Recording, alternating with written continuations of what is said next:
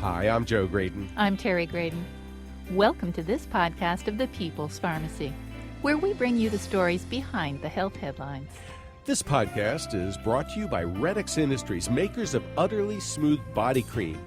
800-345-7339, on the web at uttercream.com.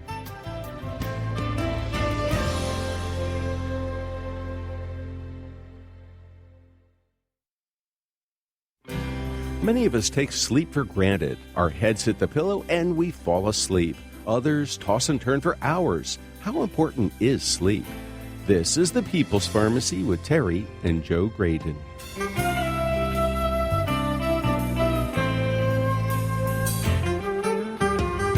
Traditional wisdom holds that everybody needs 8 hours of sleep a night. Is that an old wives' tale? What role does sleep play in learning and memory? And what happens if we become chronically sleep-deprived? It's easy to get caught in a vicious cycle of caffeine to wake up and stay awake, and then alcohol or a sleep aid to relax and go to sleep. What are the consequences of this common practice? Coming up on the People's Pharmacy, find out how you can get the sleep you need. First, the news. In the People's Pharmacy Health Headlines, extra virgin olive oil might offer protection against Alzheimer's disease. Epidemiologists have noted that people who follow a Mediterranean diet are less prone to cognitive decline. One study found less brain atrophy in such individuals. Now, research in mice demonstrates that extra virgin olive oil added to rodent chow prevents the development of plaques and tangles in the brain. Olive oil also reduces beta-amyloid buildup and brain inflammation. The mice getting olive oil-laced chow performed better on memory tests in middle age than matched control mice. These mice were genetically engineered to be more susceptible to a dementia similar to Alzheimer's disease. Evidence continues to accumulate that a Mediterranean diet rich in extra virgin olive oil is good for both the heart and the brain. People with Crohn's disease have an inflammatory condition that can make their lives miserable. The immune system attacks the gastrointestinal tract, causing abdominal cramping, frequent diarrhea, unexplained weight loss, fatigue, and fever. Usually, Crohn's is treated with drugs that can reduce inflammation. These may include corticosteroids or immune system suppressants. Sometimes surgery is needed. New research in mice suggests that changing the diet might be beneficial. These mice with intestinal inflammation were fed a high-fat diet. The fats used were derived from plants and included coconut oil and cocoa butter. This diet changed their microbiome significantly and reduced the inflammation found in their digestive tract. So far, this research has been done only in mice. The researchers anticipate identifying the beneficial bacteria and offering them as probiotics to Crohn's disease sufferers. They will also be conducting research to see whether coconut oil or cocoa butter are helpful in the diet of these patients. The popular herbicide glyphosate, also known by its brand name Roundup, appears to be headed for a warning label in the state of California. This chemical has been controversial for years. Scientists have been arguing about whether or not glyphosate can cause cancer in humans. The International Agency for Research on Cancer labeled it a probable human carcinogen, but an expert committee for assessing chemical risk for the European Union determined that there's inadequate evidence to classify this weed killer as a carcinogen. Soon, however, California will add glyphosate to its list of potential carcinogens.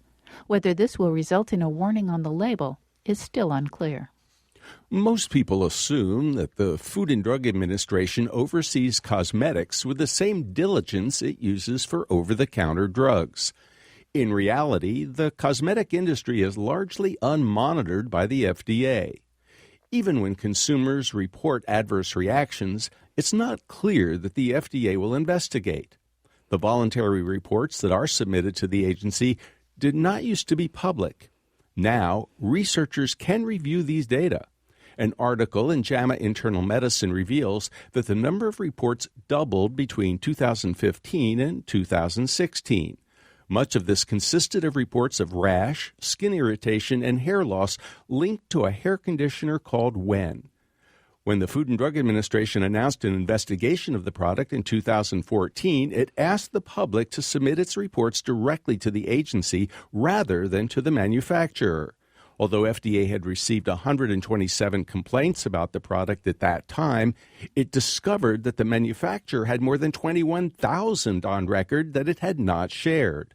The researchers writing in JAMA Internal Medicine suggest the lack of high-quality data leads to reactionary responses by the FDA subject to consumer pressure as evidenced by the Wen conditioners controversy.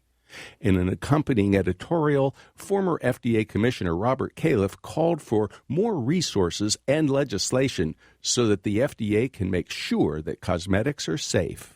A new study in JAMA suggests that electroacupuncture on the lower back can help women who experience stress incontinence. In this condition, women may leak small amounts of urine when they cough, sneeze, jump, or lift something heavy. The researchers compared true acupuncture to sham acupuncture and reported a significant improvement after 6 weeks. And that's the health news from the People's Pharmacy this week.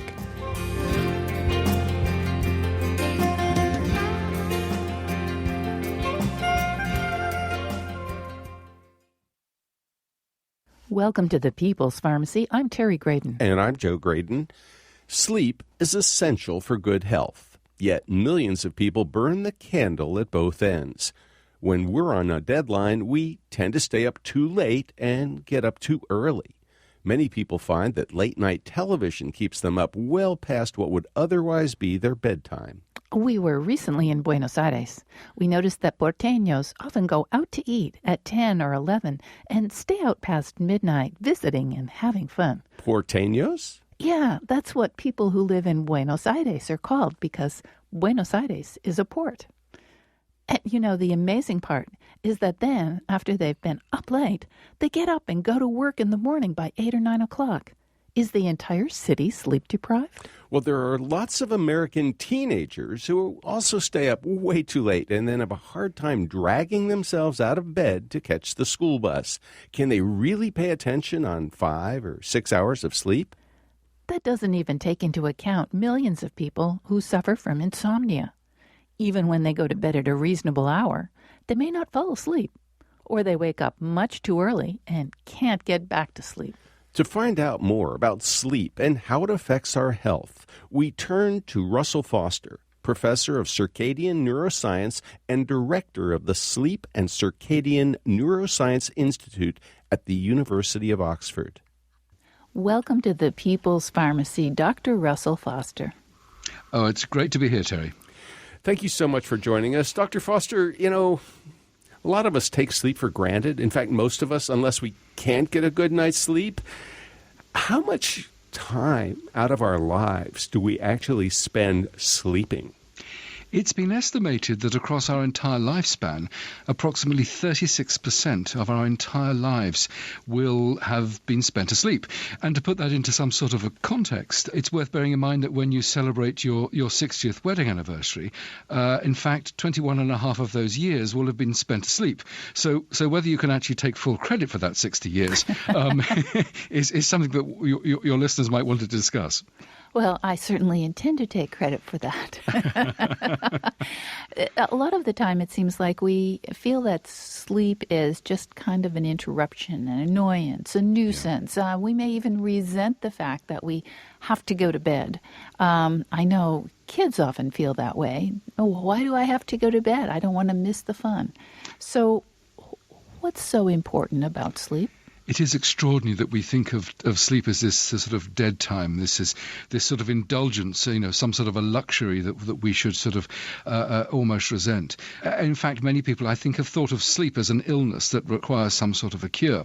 And what's become apparent over the past 10, 15 years is that so many essential things that allow us to function optimally during the day are happening whilst we sleep at night. So our ability to consolidate memory, all this information is coming in during the day, we need to be able to memorize some of it. And much of that goes on during sleep. And it's not just the retention of facts. What's really extraordinary is that the brain is processing information. So if you want to come up with innovative solutions to complex problems, a night of sleep has been shown time and time again in the lab to hugely enhance your capacity to solve problems. So the brain function, so much of what we rely on during the day, is dependent upon a good night's sleep. But the brain is also controlling the clearance of toxins from both the brain and the rest of the body, the rebuilding of metabolic pathways, the rebuilding of energy reserves. So many essential housekeeping functions are going on during sleep, without which our daytime activities fall apart very, very rapidly. Well, I'd like to pursue this idea of clearing away the junk, the toxins, the accumulated stuff during our sleep. Because I think, one of the greatest fears that face a lot of older people these days is Alzheimer's disease, dementia, losing their mental acuity. And as people get older, they oftentimes have trouble sleeping. And so the question is, chicken or the egg? What is it that's affecting our ability to think clearly as we age, and how important is sleep in that process? It's so important at so many different stages. If we go back to the toxin clearance thing, I mean, one of the studies that has emerged recently is the clearance of beta amyloid from the brain. And beta amyloid has been associated with the development of dementia. And so there has been an argument that if you don't sleep properly, you don't clear the beta amyloid, and that predisposes you to early dementia. I think that's a premature argument, but there's certainly an association at this stage. But one really very interesting study on individuals who were in a nursing home by a Dutch scientist called Aus van Samron.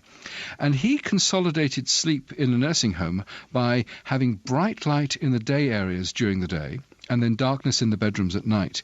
And because most nursing homes have pretty low, irregular light-dark cycles, the sleep was very poor. And what he was able to do is increase the sleep-wake, or the stability of the sleep-wake cycle in people in the nursing home. And those individuals who were showing mild dementia, with improved sleep, their cognitive abilities went up by 10%, showing a very clear link between more stable sleep and improved cognition, indeed in dementia. And I think there are some very important implications to that, because if you can improve cognition in dementia, then you'll delay the time that you'll need to sort of send people to nursing homes and keep them at home longer. It seems to me that is a brilliant intervention, but it's also one that wouldn't require a lot of fancy technology. Couldn't we do this at home? Absolutely. One of the things that's so interesting is that we live our lives, particularly in the UK, in dim, dark boxes. So shortly after dawn, natural light is some 50 to 100 times brighter than average office or home lighting conditions. And by noon, it's 500 to 1,000 times brighter. But because the eye is so good at adapting to this change, we don't really know we're under such dim light. And the clock needs quite bright light to set it to local time. So if you go to a window, you'll experience around about 3,000 lux on an average sunny day. If you move into the middle of the room, that light level has decreased to perhaps 300 or indeed 30 lux, depending upon how big the window is. And so we're shielded from natural light. And the key thing is we need bright natural light or bright levels of light to set the clock to local time. Because the classic mismatch between internal time and the external world is jet lag. When we cross multiple time zones, when I fly over to the States, I'm still on London time, and it takes me a while to adjust to US time. And in fact, it's about a day for every time zone I've crossed. And the primary way in which I adapt to the new light-dark cycle is exposure to the light. And so that's what's so critical. Light is essential in setting the body clock to local time. And that's very true in many settings. And it's particularly true for the elderly, who in many environments will not be exposed to particularly robust and bright light-dark cycles. Well, you bring up a fascinating concept, and that is that for most of humankind, we walked around during the day in the sun, and when it got dark at night, we went to sleep, maybe in a cave. Yeah. And now, in our modern day, we have light everywhere, 24 hours a day. And if we don't have, the lights full blast, we have our devices. We have our cell phones. We have our tablets. We have our computers. We have television. And kids, these days are exposed to light, right up before they climb into bed. Yeah. And I'm just wondering how our exposure to light over the last couple of hundred years has changed our bodies, our physiology, and our brain in particular, compared to our ancestors who didn't have artificial light. Yes, there's a fascinating series of issues that you've raised there. The first is perhaps we should talk a little bit about the biology of that light detection. Much of the work that my group has been involved with has been really addressing how is light detected by the eye and how is that light used to detect to adjust the body clock to the local light-dark cycle. And in the process of asking those questions, we discovered that the eye has another light-sensitive system. It has the rods and the cones, those cells that allow us to make an image of the world, that allow us to see. But there's a third receptor based upon a group of ganglion cells. And the ganglion cells in the eye are those cells that form the optic nerve and the fibers going out of the eye and into the brain. And about 1 out of every 100 of those ganglion cells is directly light sensitive. They're called photosensitive retinal ganglion cells. And they pick up the light and send the information on into the clock. Now, those cells require quite a bit of light to adjust the clock. So we need relatively bright light to set the internal day to the external world. And one of the problems with the environment in which we live now is that we don't get a clear light-dark cycle. It's a smear, as you rightly pointed out. We used to sort of go to bed at around about twilight and dusk, and there would be a 2-hour settling down period where we were sort of quietly somnolent, 4 hours of consolidated sleep, and then perhaps we'd wake up, wander around for a bit, another 4 hours of consolidated sleep, and then a 2-hour transition out of sleep. And that was very much influenced by the natural light-dark cycle. Today, and with the invention of cheap electric light, which started to come in at the end of the 19th and, of course, very much in the 20th century, we were able to invade the night. And with that invasion of the night, sleep was the first victim. And it's very interesting because with the increasingly 24/7 society, as a result of that technological revolution of producing cheap, inexpensive light, the electric light bulb, and Edison, of course, was the power behind that, we've marginalized, in fact, our attitudes towards sleep. Because we could invade the night easily, we've tended to think that sleep wasn't necessary. You're listening to Dr. Russell Foster, Professor of Circadian Neuroscience at the University of Oxford. He directs the Sleep and Circadian Neuroscience Institute there. Well, we're certainly not going to give up our artificial light, especially around bedtime when we're watching television or working on our computers. And goodness knows, kids are not going to give up texting before bedtime. And a lot of people have lights in their bedroom, even if they're just small ones. Yeah, we need to take a short break. When we come back, we'll find out having electric light available at the flick of a switch might be encouraging sleep deprivation. What are the consequences of sleep deprivation? Should you worry about it? Do we need less sleep as we get older? If you drink coffee all day to stay awake, and then need something to help you get to sleep, does that have an impact on sleep quality? And what is the impact of all those PM pain relievers that are so popular these days?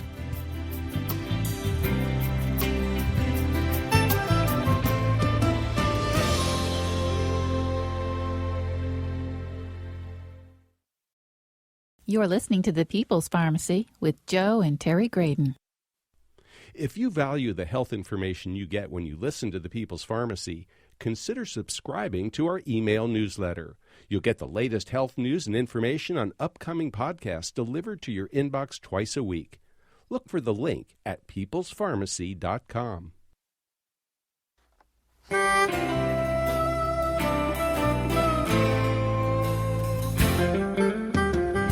Welcome back to The People's Pharmacy. I'm Joe Graydon. And I'm Terry Graydon. The People's Pharmacy is brought to you in part by Red X Industries, makers of utterly smooth creams and lotions that deeply moisturize to make dry skin feel soft and smooth. 800-345-7339. The website is uttercream.com. If you would like to order a CD of this show or any People's Pharmacy broadcast, you can call 800-732-2334. Today's show is 1047. That number again, 800-732-2334, online at peoplespharmacy.com. Do you get all the sleep you need? How would you know? Today, we're talking about sleep and its importance for good health. Do you push the envelope and hope you can catch up on your sleep over the weekend or on vacation? Is that strategy viable, or are you kidding yourself? Our guest today is Dr. Russell Foster. He's professor of circadian neuroscience and director of the Sleep and Circadian Neuroscience Institute at the University of Oxford in the United Kingdom. Dr. Foster, as we have really cut down on the amount of darkness that we have to be exposed to at night because we have artificial light and it's very bright and it's wonderful to be able to see where you're going, we may have unintentionally encouraged sleep deprivation. What are the consequences of sleep deprivation? Well, that invasion of the night because of artificial light is doing two things. We talked about setting the clock to local time, and a sort of an ambiguous light-dark cycle can make the clock wobble all over the place. But also, light is doing another thing, and that's increasing our levels of alertness. And so certainly if we're exposed to even relatively low levels of light before we go to sleep, we can increase levels of alertness and then delay sleep onset. So there's two problems with abnormal light exposure: an effect upon the clock and then increasing alertness and then delaying sleep onset. So what are some of the consequences? And I suppose, you asked the question, how much sleep do you need and how do you know if you're not getting enough? And it's a sort of fairly easy rule of thumb. If you are dependent upon an alarm clock to get you out of bed in the morning, if you're not waking naturally from sleep, that suggests you're not getting enough sleep. And if it takes a long time to wake up, so that sort of sluggishness that you feel, that sleep, so that feeling of inertia, if it takes a long time to get over that, you're not getting enough sleep. If you crave caffeinated drinks, many of us, the second thing we do after we get out of bed is to have a cup of coffee. If you're dependent upon caffeinated drinks to keep you going throughout the day, that can be a problem. That suggests that you're not getting enough sleep. And I've got another question for you, Dr. Foster. Yeah. What about weekends? There are so many people who think, well, okay, it was a tough week. I didn't get very much sleep, but it's Saturday, it's Sunday. I can sleep in. Or on vacation, I can make up for it. I'll catch up on all that lost sleep. And that's, again, one of the indicators that you're not getting enough sleep during the week. If you're hugely oversleeping during the weekends, or when you go on holiday, you find that your sleep patterns change enormously, again, these are all indicators that you're not getting enough sleep. But also, you need to be sensitive to the input of family and friends. Tired people tend to be irritable. They tend to be more impulsive. They don't reflect upon the consequences of their actions.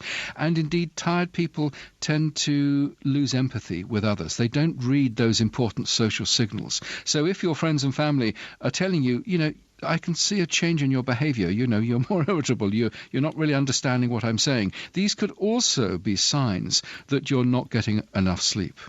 And so there are many indicators that, and of course there's huge individual variability. Some people can genuinely get by on perhaps 5.5 hours. I think it's very unlikely that genuinely you can't get by on less than that. But some people need up to 8 or 9 hours every night. And we don't fully understand why there's that huge individual variability, but it certainly exists. There's a genetic component, but there are other factors as well. Now, is it true that you need less sleep as you get older? That's a tricky one. You certainly get less sleep as you get older, and in many people, but not all. But it's not clear that you need less sleep as you get older. It's very likely that you could well need just as much, particularly if you're living a very active and stimulating life. Then I don't see any reason why one should need less sleep. In view of all the stuff that's going on in the brain, memory consolidation, processing of information, clearance of toxins, rebuilding of metabolic pathways, if you're up and active, then you need to do those things. So what are the consequences of inadequate sleep, of sleep deprivation? So I suppose we can think of sleep deprivation in both short-term and longer term. Short-term sleep loss is inability to concentrate, feeling drowsy, unable to memorize information, unable to process information. One of the really fascinating things is that people who are very tired and sleepy can be given the information that they need to get them out of, let's say, a tight spot, but they can't act on that information. Again, we've talked about impulsivity. Doing stupid things when you're driving is a really classic example of tiredness.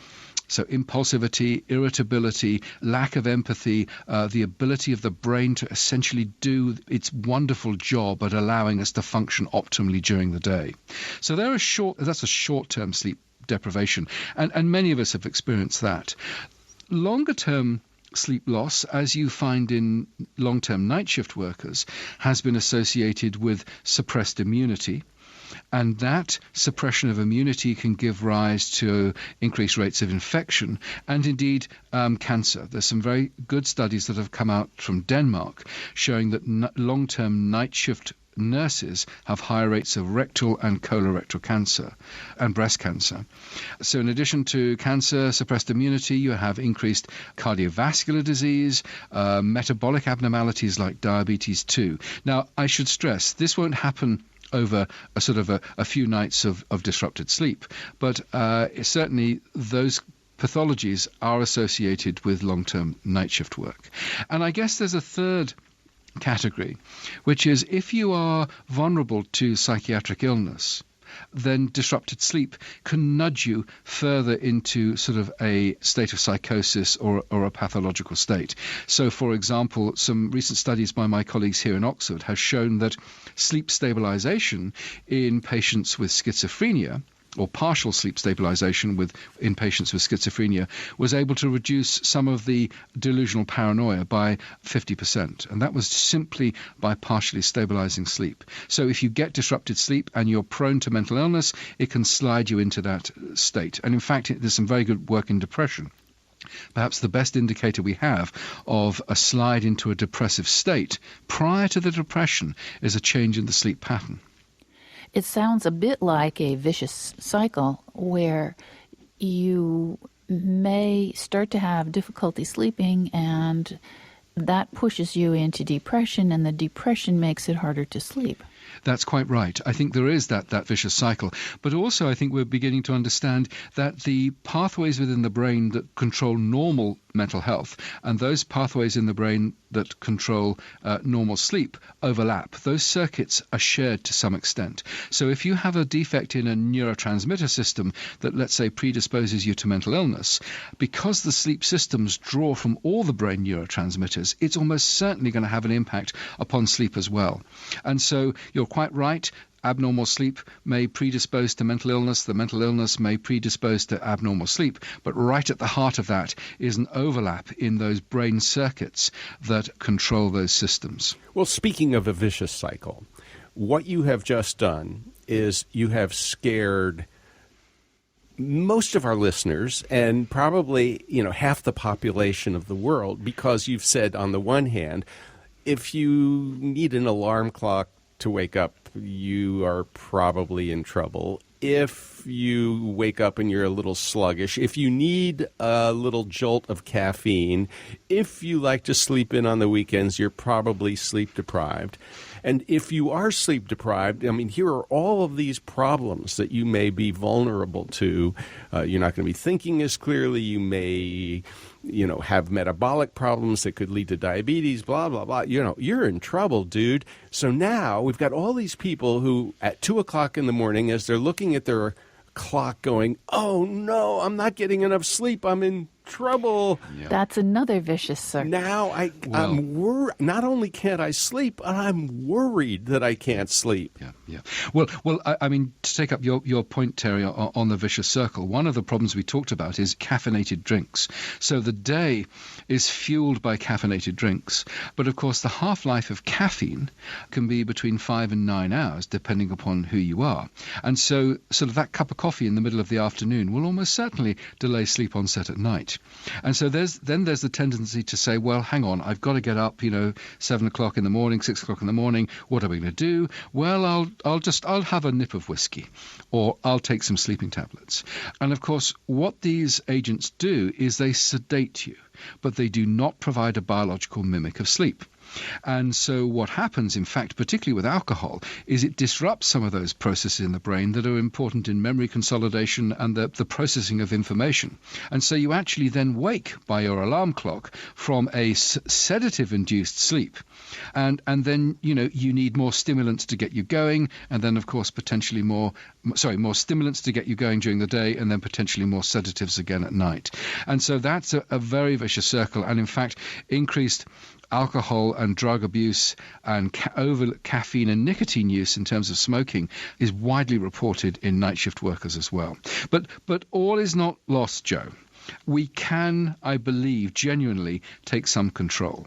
I mean, once you understand why we sleep and the biological importance of sleep, we can reprioritize and think about how we can make sleep a central feature of our daily lives. And it doesn't require a great deal. And essentially, you need a winding down period before you go to sleep. So at least 30 minutes before you go to sleep, you minimize light exposure. You stop doing all of the computer stuff, the social media, the gaming, the watching of the TV. The bedroom needs to be a place of sleep, not a place of entertainment. And so you get rid of all of that stuff that keeps you awake. You shouldn't eat too late. You should do the sorts of things that make you feel relaxed, whether that's reading a book under relatively dim light, whether it's listening to music. You certainly shouldn't argue, and you certainly shouldn't look at your tax return before you go to bed. I know. So it's a matter of prioritizing and doing what you know intuitively often actually makes you more relaxed and puts you into a sleep state. And certainly if you do wake up in the middle of the night, if you think, oh my goodness, that's it, I'm never going to get back to sleep again. That's not the attitude. You say, okay, well, I've woken up. I may go back to sleep. I may not. It really doesn't matter. I'm going to lie here quietly, or I may go and make myself sort of a milky drink or something. I'm not going to turn the lights on. I'm not going to start watching television. I'm just going to take it calmly. And, 8 out of 10 times you'll fall back to sleep. Well, Dr. Foster, as we're talking about getting the entertainment out of the bedroom, I'm thinking about people with televisions, but that's not even as common now as it once was. What people really have in their bedrooms are these tiny little computers that you hold in your hand, the Kindles and the e-readers of various sorts and the iPads. There's a great deal of discussion about the impact of these devices on sleep. And as we said earlier, you need quite a bit of light to shift the body clock, but less light to increase levels of alertness. My view is that there's not so much light from these ebooks that you're going to shift the body clock, but they will increase levels of alertness and therefore delay sleep onset. And there was a very nice study from Harvard just before Christmas that actually supported that statement. I want to ask about that milky drink because that is a long-standing home remedy we hear a lot about. That Yes. sort of warm milk with a little sweetener in it, perhaps. Yeah. Is there anything to that? I'm obviously, First of all, you can't be lactose intolerant, so we Sure. know that. But for people who can drink milk, is there anything to it? Is it going to help? There's been lots of ideas about this, and people have said, it sort of promotes the release of serotonin and relaxation in the brain. And some people have said, if you get cows that have been milked at night with levels of melatonin in the milk, that can also help you. How would you ever get milk from cows that were milked at night? There are farmers who milk their cows at night and they bottle this stuff as being melatonin-rich milk. The data they don't persuade me that there's any really clearly understood biological mechanism. So much of our activities in the health sector are associated with placebo effects. 30% of the efficacy of any drug can be placebo. And so, in a sense, if it's something that you know that works, it relaxes you, then you do it. It may not have a clearly defined mechanism, but it works for you, so use it. I mean, as I say, in fact, in the drug industry, it's really, and Joe, you'll know this better than anybody. I mean, you have to show above 30 and sometimes 40% above placebo effect to show that a drug is really working. Well, speaking of drugs, The most popular drugs over the counter in this country these days appear to be what we call the PM pain relievers. So we're talking about things like, well, we call it Tylenol here, acetaminophen, you call it paracetamol in the UK. But there are a whole bunch of products with acetaminophen that have PM after them, and Tylenols are most famous. But there is also a bunch of non-steroidal anti-inflammatory drugs like ibuprofen, Advil PM, Aleve PM. We've just got a gazillion of these PM pain relievers. And what does that PM mean? Well, it stands for an antihistamine called diphenhydramine, DPH. It used to be available only in allergy medicine like Benadryl. And so there are a lot of folks who think, well, I'll just take this in case I might not be able to fall asleep. And so we've got millions of people popping these PM pain relievers every night just in case. Yes, in fact, you mentioned the antihistamines. The drowsy antihistamines are a very common way in which people self-medicate. And what those antihistamines are doing, because histamine is one of the neurotransmitters in the brain that is normally released when you're awake. It's one of the host of neurotransmitters that are turned on during the wake state. A drowsy antihistamine will interfere with the receptors of the histamines, and that will reduce your alertness and make you feel sleepier. And as you say, so many people are taking these things. I mean, I actually tried, I won't name the brand, but I tried one of these antihistamines, to see what would happen. And I was really shocked at the incredible sedative effect that this antihistamine had on me. I mean, it wiped me out for much of the next day. So I think one has to use these things with extreme care. But as you say, many people take them preemptively because they think, oh my goodness, I'm never going to get to sleep without this. And therefore they take them, and perhaps they don't need them because, of course, it is going to be disruptive on the sleep systems. You're listening to Dr. Russell Foster, Professor of Circadian Neuroscience at the University of Oxford. He directs the Sleep and Circadian Neuroscience Institute there. It's interesting, Terry, that diphenhydramine, DPH, the ingredient in Benadryl and now found in things like Advil PM and Aleve PM and Motrin PM and Tylenol PM, and there are probably dozens of other products, is really very sedating. And so what they've done is they've taken a side effect of an antihistamine and tried to turn it into a beneficial effect in order to get to sleep. But I don't know if you've ever tried it. It really makes you feel kind of drowsy and sluggish if you take it during the day, and may even scramble your brain a bit. Well, it definitely does that to me, but I'm susceptible. We need to take a break. When we come back, we'll find out how much sleep we need at different points in our life cycle. Are high school starting times incompatible with normal teen sleep cycles? We'll find out whether naps are helpful or harmful. We'll find out what to do to make sure we get the sleep we need and make it a high priority in our lives. And we'll learn about sleep myths.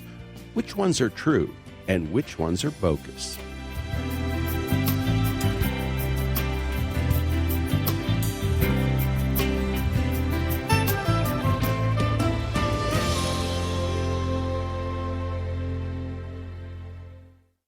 You're listening to The People's Pharmacy with Joe and Terry Graydon. If you're enjoying this People's Pharmacy podcast, why not head over to our website where you'll find a wealth of information on medications, conditions, home remedies, and ways to keep yourself healthy. You'll find it all at peoplespharmacy.com.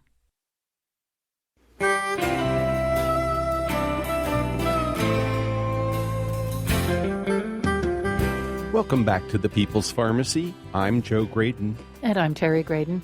The People's Pharmacy is brought to you in part by Red X Industries, makers of Utterly Smooth Foot Cream with shea butter, helping dry, cracked feet feel utterly soft and smooth. 800-345-7339. Online at uttercream.com.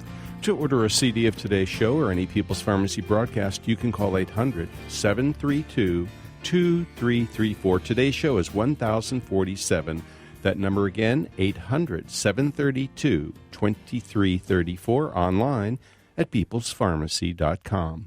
Our topic today is sleep, its health consequences, and how sleep deprivation can have serious consequences. We'll also learn about some common myths of sleep. Do we all need 8 hours to function normally? Our guest is Dr. Russell Foster, professor of circadian neuroscience and director of the Sleep and Circadian Neuroscience Institute at the University of Oxford. Dr. Foster, I wonder if you could just remind us, please, why sleep is so important and whether we need less or more sleep at different times in our life. And why it's not our enemy, but should be our friend. Oh, we should absolutely embrace sleep. So much of our daytime functioning is dependent upon a good night's sleep. Overall brain function and indeed how the brain regulates so much of our metabolic activity is dependent upon a good night's sleep. And it really is fascinating, Terry, you mentioned how our sleep patterns change. Teenagers are often dismissed as being lazy. Well, they may be, but that's not the whole answer. Certainly as we age, from about the age of 10, there is a biological tendency to want to go to bed later and get up later. And that sort of gets worse and worse and worse, if you like, until in males about 21, 21 and a half, females about 19, 19 and a half. That's when we're the most late. And then after that, we tend to go to bed a little bit earlier and earlier and earlier. By the time we get to our late 50s and early 60s, we're getting up and going to bed at about the time we got up and went to bed at the age of 10 or 11. Now, the important point, though, is that if you look at the delay in going to bed in somebody in their late teens and 20s, it's about 2 hours different from somebody in their late 50s and their early 60s. So what I'm saying is, if you ask a teenager to get up at 7 o'clock in the morning, it's a bit like asking a 55, 60-year-old to get up at 5 o'clock in the morning. That's about the difference. It's about 2 hours. Well, that seems very unfair. And I'll tell you that a lot of teenagers have to get up a lot earlier than 7 in this country. I don't know how it's set up in Great Britain, but in the U.S., in most places, high school starts pretty early. Kids have to be in school at 8, and that often means they have to get up by 6 in order to get everything done and get there in time.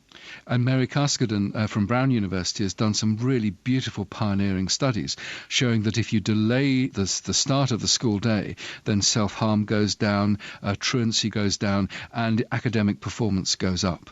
It's not quite as bad in the UK. Most schools start at about 10 to 9 o'clock. But in a study that we did, we showed that a 10 o'clock start hugely increased academic performance. When you go into the school sector and you speak to the teachers, you know, so many I've spoken to, you say, well, what do you need? And they say, well, we just need our students to be awake first thing in the morning when we get them into class. And one of the most chilling conversations I ever had was with a 13-year-old young lady, and I said, you know, what's your sleep patterns like? And she said, oh, it's fine. You know, I can get up, she said, I can get to sleep at night. And I said, well, how are you managing that? And she said, well, I just take my mother's sleeping tablets. This is a 13-year-old. And then I said, well, how do you manage the next day? And she said, well, after about 3 Red Bulls, I can manage. Here we have the most complicated object in the known universe, the human brain, which is still developing and still plastic, being effectively insulted with stimulants and sedatives. And we really have very little idea of the long-term consequences of that. We really do need to take some attention to teen sleep in the way we design our school day. And try to set the world up so that teenagers don't feel they have to resort to that type of medication, which I agree with you is very frightening. Yeah. And of course, if we do have a delayed start, then the teenagers also need to take some control. They can't then go to bed later and later and later. They need to, you know, as we discussed before, 30 minutes before desired bedtime, wind down, turn those machines off, and start to get into the frame of mind of going to sleep, and then don't stay up all night over the weekends. So it's just prioritizing sleep in one's life. Now, what about napping? Because there are a lot of people go, okay, I didn't sleep so well last night. I'll just take a midday nap and that'll make up for it. Napping is really interesting, and the latest data that I'm aware of has suggested that a 20-minute nap in the afternoon can be useful. It certainly will make the second half of the day more effective. You'll be able to sort of think faster and you'll be more alert. If you go more than 20 minutes, then you go down often into deeper levels of sleep. And then the wake up from that leads to what's called sleep inertia, and you feel groggy, and so it can be completely counteractive. So short naps can be useful. But one thing you have to be really careful of about napping is that it will delay sleep onset. A mid-afternoon nap will mean you'll go to bed later because you'll be less tired.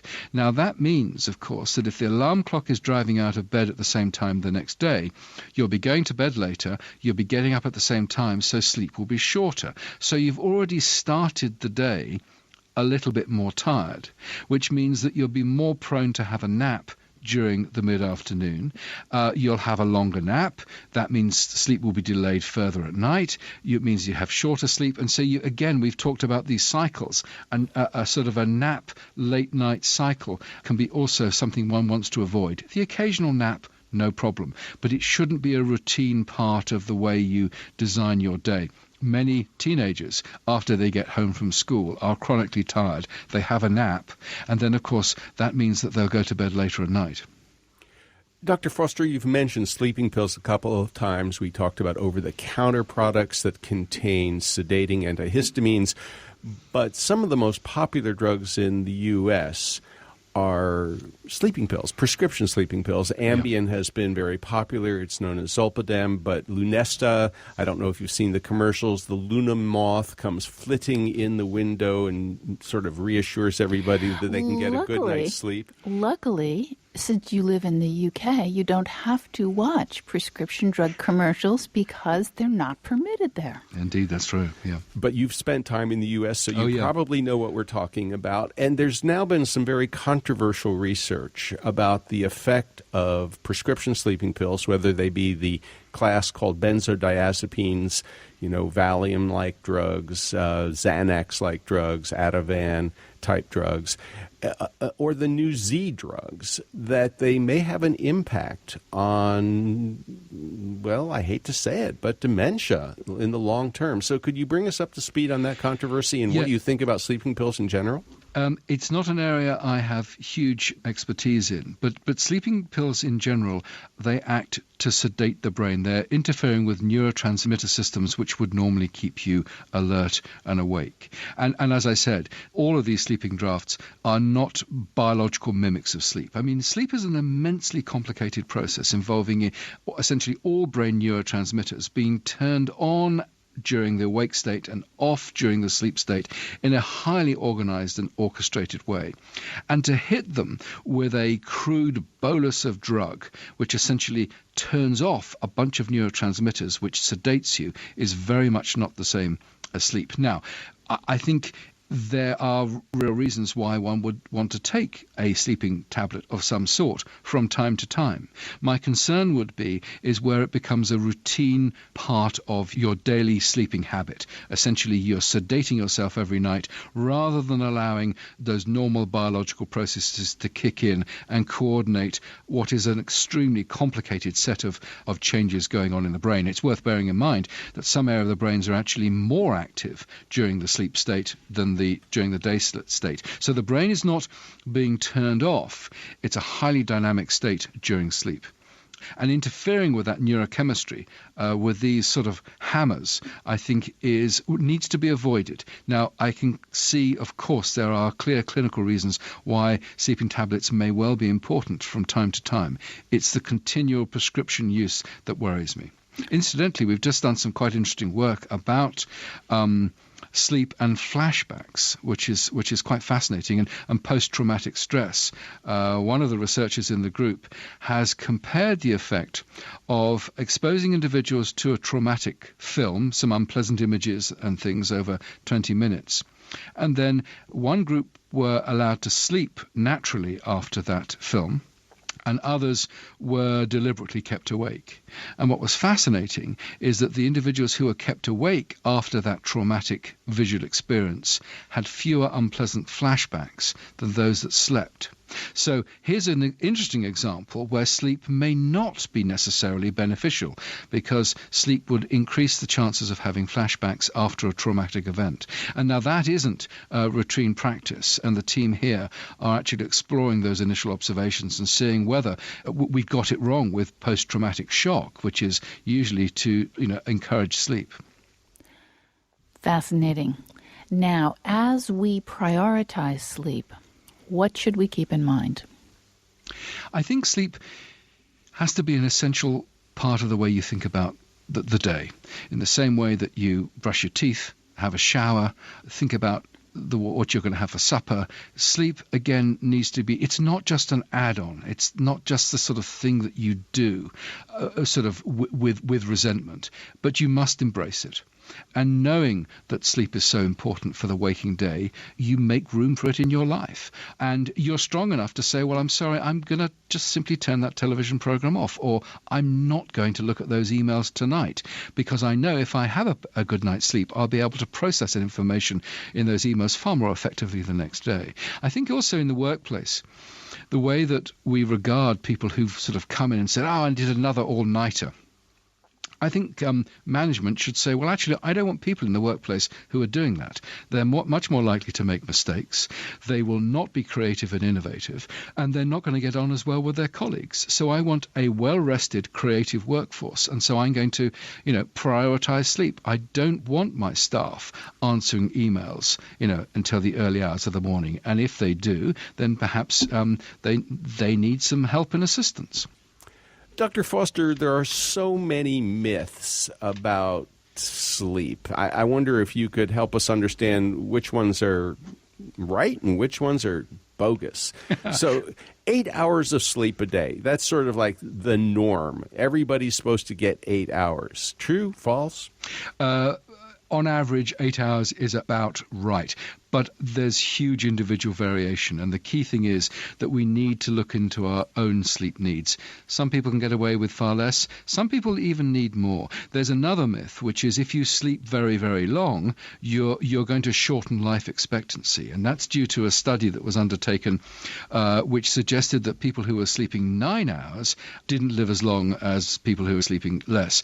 And the problem with that study is that they didn't determine the health status of the individuals, and so it seems likely that the long sleepers were already ill, and they didn't take that into account. So there's no good evidence that if you sleep too long, it's bad for you. You just have to listen to what your particular body requires.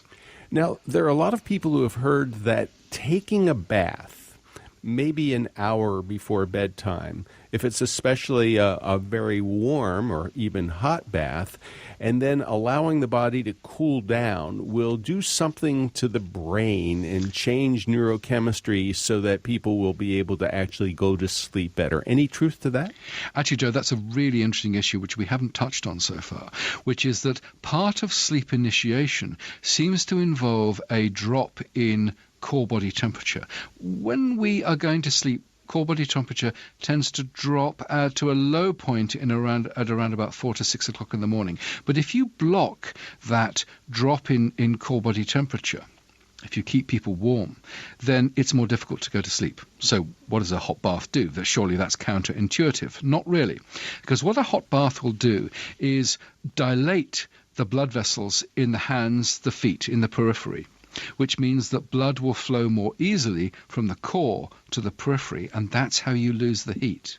So if you do have a hot bath and then you cool down, it means that you'll have actually you'll have dropped core body temperature, and that has been associated with being able to go to sleep more easily. In fact, one of the problems about modern bedrooms is that they are overheated. We're too hot, and sometimes we can't lose that core body temperature. We can't drop that core body temperature and therefore go off to sleep.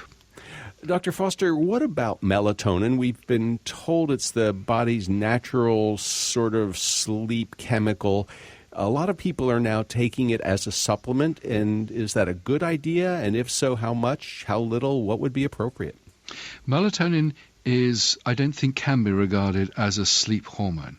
So what melatonin is a marker of the dark. It's a biological marker of the dark.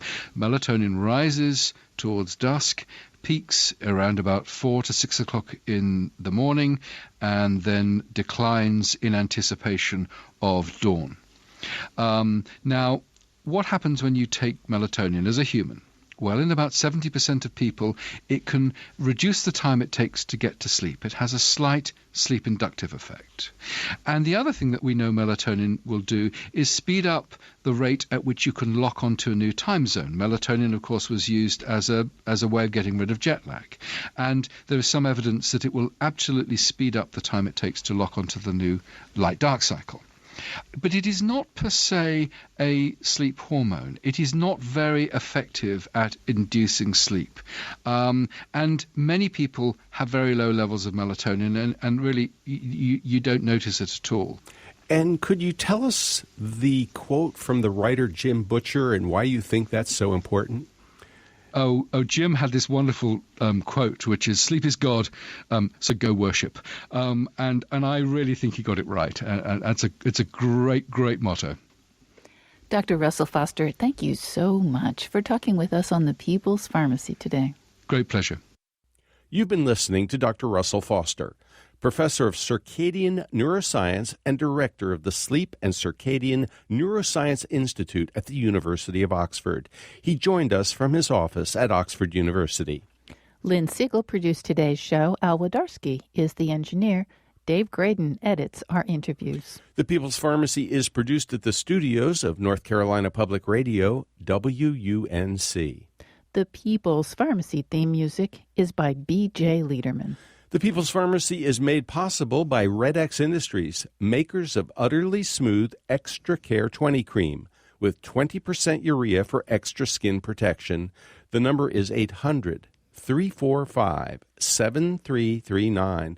The website is uttercream.com. If you would like to order a CD of today's show or any other People's Pharmacy broadcast, you can call 800-732-2334. Today's show is number 1047.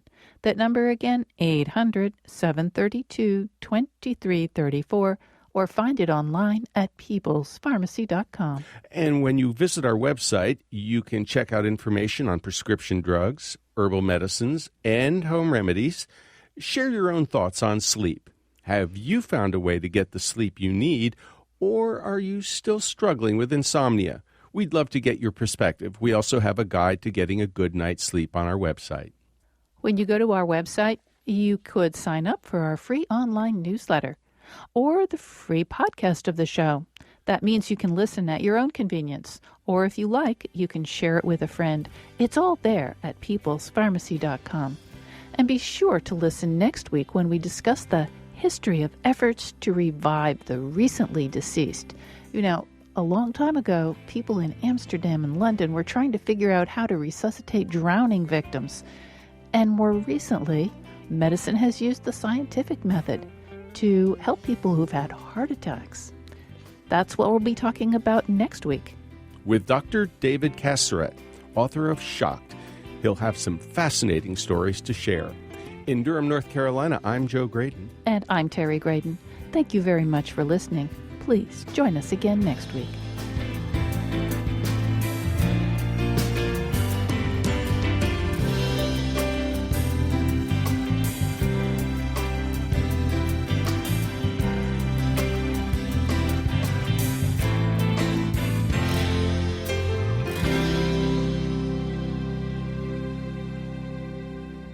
We hope you enjoyed this podcast. If so, please consider taking a minute to write a review on iTunes. And thanks for listening to The People's Pharmacy.